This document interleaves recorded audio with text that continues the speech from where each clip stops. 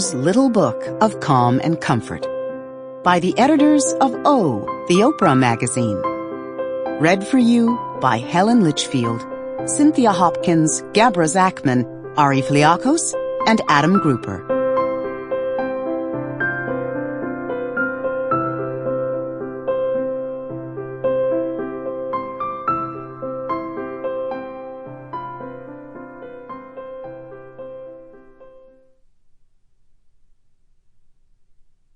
Simple Solace.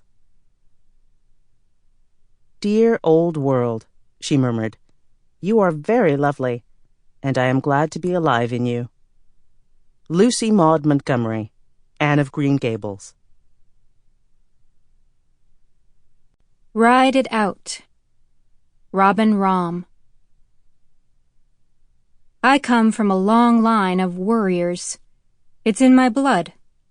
My grandfather Sam fretted ceaselessly about money, security, status, the future of his only granddaughter.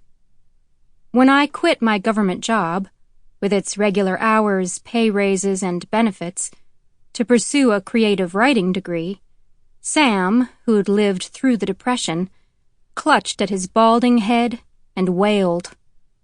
When I broke up with my Jewish boyfriend before he went to law school, Sam nearly collapsed in grief. When I decided to buy a 100-year-old house, he howled, "What about the roof? What will you do about the roof?" In truth, that stressed me out, too. I didn't want to end up like Sam, though, who, despite all his worry, meant presumably to keep crisis at bay, was never able to find peace. So I always did my best to push my anxieties aside. But a few years ago, after my mother died and I lost a big job, anxiety nearly overwhelmed me. I tried exercise, relaxation tapes, therapy, time with my dog, time with friends, time with Xanax. They helped, but on my worst days, I found myself clinging to the life raft of worry. Then I was accepted to an artist's residency that happened to be at a dude ranch in Wyoming. I had gone horseback riding a few times as a kid, though never with any seriousness. "Horses!" I can imagine Sam screeching, shaking his head so hard bits of spittle would fly. "You would have to be out of your mind!" But after 2 weeks of watching the horses and wishing the artists were allowed to ride them, I managed to beg my way onto one. Never mind that it was only a trail ride and I had terrible form. I slumped in the saddle and threw my weight around awkwardly. I felt something stirring in my gut. On horseback, the stronghold of my worries loosened, because I was moving so fast I couldn't think. I could only feel. The animal running, the sky touching my face, the wind in my hair. It felt like a release. It felt right.